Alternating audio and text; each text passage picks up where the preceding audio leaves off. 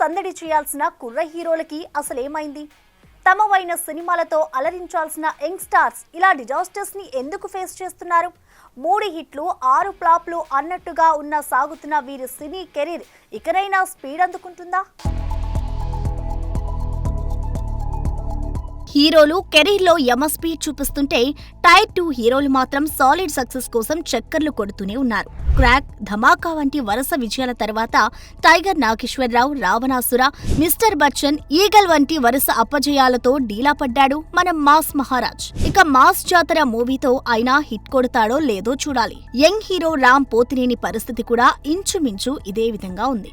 2019లో వచ్చిన Puri Ismart Shankar success Skanda, Red, the Warrior, Double Ismart Ram అభిమానులను పూర్తిగా డిసప్పాయింట్ చేశారు. ఇక ఇప్పుడు షూటింగ్ దశలో ఉన్న రాపో 22తో రామ్ సాలిడ్ హిట్ అందుకుంటాడో లేదో. తన కెరియర్ లో సక్సెస్ కంటే ఫెయిల్యూర్స్ నే ఎక్కువ చూసిన మరో యంగ్ హీరో నితిన్. తాజా చిత్రం రాబిన్ హుడ్ కూడా బాక్స్ ఆఫీస్ ముందు కలెక్షన్లను కొల్లగొట్టలేకపోయింది. బలగం ఫేమ్ వేణు దర్శకత్వంలో ఎల్లమ్మ చిత్రంలో నితిన్ నటించబోతున్నారంటూ వార్తలొస్తున్నాయి. మరి ఆ ఎల్లమ్మైనా నితిన్ కెరీర్ ను గాడిన పెట్టి విజయాన్ని అందిస్తుందేమో చూడాలి. ఎక్కడికి పోతావు చిన్నవాడతో మంచి హిట్ అందుకున్న నిఖిల్ కార్తికేయ చిత్రంతో హీరోగా నిలదొక్కున్నారు.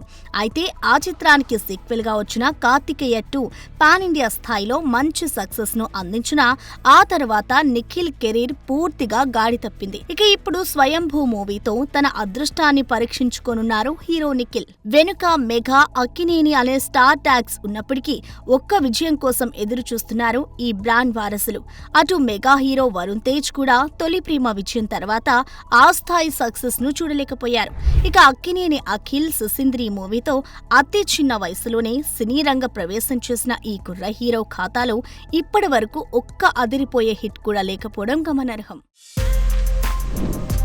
For more videos like this, subscribe Big TV channel.